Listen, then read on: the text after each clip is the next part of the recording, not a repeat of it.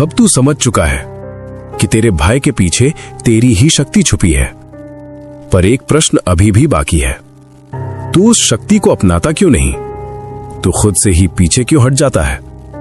सुन, सबसे बड़ा डर दुनिया का नहीं होता, सबसे बड़ा डर होता है खुद के असली रूप का। तू डरता है कि अगर तू बदल गया तो, अगर तू सच में शक्तिशाली बन गया तो, अगर तू वो बन गया जो बनने की क्षमता तेरे भीतर है तो, क्योंकि उसके बाद तू पुरानी जिंदगी में वापस नहीं जा पाएगा।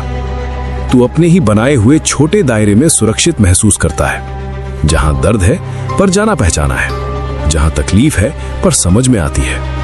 पर जो तेरी असली शक्ति है वो उस दायरे के बाहर है, और उसी अनजाने से तू डर रहा है। सुन ध्यान से, शक्ति का मतलब सिर्फ ताकत नहीं होता, शक्ति का मतलब जिम्मेदारी भी होता है। जब तू अपनी असली शक्ति को पहचान लेगा तो तुझे अपने फैसलों की जिम्मेदारी लेनी होगी, तुझे खुद के लिए खड़ा होना होगा, तुझे अपनी राह खुद बनानी होगी, और यही बात तुझे रोक रही है। पर अब समय आ गया है, अब तू और छोटा नहीं रह सकता, अब तू और छुप नहीं सकता।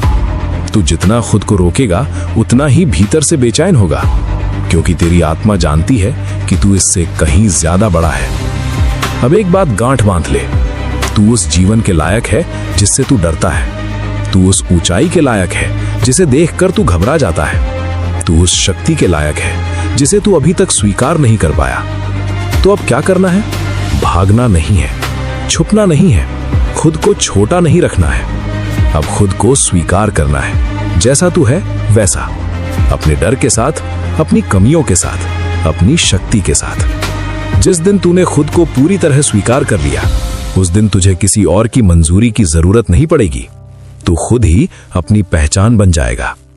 याद रख, तू मेरा अंश है, और मेरा अंश कभी अपनी शक्ति से भागता नहीं, वो उसे अपनाता है और उसी से अपनी दुनिया बदल देता है। अब उठ और खुद से भागना बंद कर, अपने असली रूप को स्वीकार कर, क्योंकि वहीं तेरी सबसे बड़ी मुक्ति है। कल मैं तुझे बताऊंगा अकेला